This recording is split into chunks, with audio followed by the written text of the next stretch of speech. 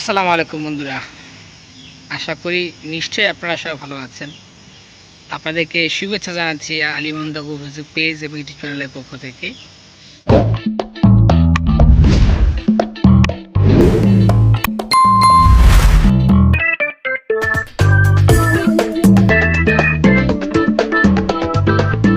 এরা মনটা আসলে ভীষণ খারাপ, মানে খুবই খারাপ।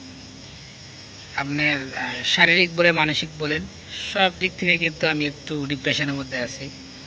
কিছুদিন আগে বলতে গতকালকে আমাদের এক প্রিয়জন ভাই মারা গেলেন। আসলে তার এই শোকটা কাটিয়ে ওঠাটা আমাদের জন্য একটু কষ্টকর, কারণ আমরা সচরাচর ঘুম থেকে ওঠার পরেই দোকানে আসার পরে যে মানুষগুলোর সাথে দেখা হয় তার মধ্যে আমাদের এই সাইফুল ভাই ছিলেন অন্যতম। তো এই সাইফুল ভাইকে আল্লাহ তালা তার জিম্মা নিয়ে গেছেন। আল্লাহ তালা যেন ভাইকে জান্নাতের উঁচু মাকাম দান করেন এবং কি তার সমস্ত গুনাহ খাতাগুলো যেন আল্লাহ তালা মাফ করে দেন। তার জন্য আমরা সবাই দোয়া করব। পাশাপাশি গতকালকে দেখলাম যে আহমেদাবাদে ভারতের এয়ার ইন্ডিয়া একটা ফ্লাইট, সেটা সম্পূর্ণ ক্র্যাশ করেছিল, যার কারণে এটার মধ্যে যারা যারা ছিল সবাই মৃত্যুবরণ করেছে। যে কথা আমি আপনাদেরকে বলতেছিলাম, তার স্ত্রীর নাম হচ্ছে ডাক্তার কুমি। তারা দীর্ঘদিন ধরে আসলে অপেক্ষা করতেছিল যে তারা লন্ডনে গিয়ে সেখানে ভালোভাবে থাকবে, বসবাস করবে, সব কিছু করবে। তাদের তিনটা সন্তান, আপনারা অবশ্যই আমার স্ক্রিনে দেখতে পাচ্ছেন যে তাদের যে ছবিগুলো, এটা একটা হৃদয় বিদারক ঘটনা হিসাবে আমি উল্লেখ করতেছি, যেটা মন থেকে আমি তাদের জন্য প্রার্থনা করি সৃষ্টিকর্তার জন্য তাদের ভালো কিছু করেন। তো তারা বিমানে ওঠার পরে সর্বশেষ একটা সেলফি তুলে পরিবারকে জানিয়ে দেয় যে আমরা স্বপ্নের দিকে এগিয়ে যাচ্ছি বা আমরা ভালোর দিকে এগিয়ে যাচ্ছি, তোমরা আমাদের জন্য দোয়া করো বা শুভকামনা জানো। কারণ জসি প্রতীক যিনি ছিলেন তিনি লন্ডনের একজন বিখ্যাত সফটওয়্যার ইঞ্জিনিয়ার ছিলেন। পাশাপাশি তার ওয়াইফ একজন ডাক্তার ছিলেন নামকরা, যার কারণে তারা সহজেই তারা চাইলেই কিন্তু ইন্ডিয়াতেই বা সেটেল করতে পারতেন, কিন্তু না, তারা আরেকটু বেটার লাইফের জন্য তারা লন্ডনের উদ্দেশ্যে যাত্রা গমন করেছিলেন। কিন্তু মাঝ আকাশেই কিন্তু তাদের এই স্বপ্নগুলা কিন্তু শেষ হয়ে গেল, চুরমার হয়ে গেল। একটাবার ভাবুন তো, আসলে আমরা কি করতেছি, কাদের জন্য করতেছি? আমরা যে আমাদের স্বপ্নগুলো, আমাদের যে চাওয়া পাওয়াগুলো, আসলে এগুলো কিন্তু একটা সুতার মধ্যে কিন্তু গাঁথা। একবার চিন্তা করে দেখেন তো, যে আজকে আমি মারা গেলাম, কালকে মধ্যে অথবা আজকের মধ্যেই কিন্তু আমাকে দাফন কাফনের ব্যবস্থা করা হবে। আমার যা স্বপ্ন আছে, আশা আকাঙ্ক্ষা, সবগুলো কিন্তু শেষ।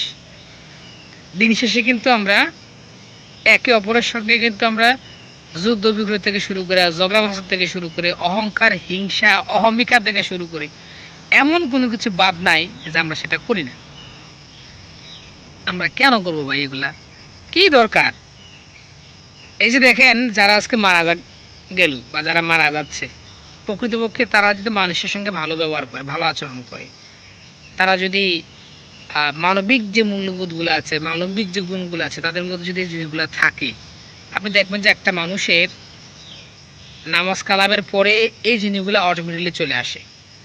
যখন একটা মানুষের মধ্যে জিনিসগুলো থাকবে বা থাকে, তখন দেখবেন প্রত্যেকটা মানুষ তাদেরকে মন থেকে দোয়া করে, তাদেরকে শ্রদ্ধা করে স্মরণ করে। এটা হচ্ছে আমরা হর হামেশা এই জিনিসটা দেখে থাকি।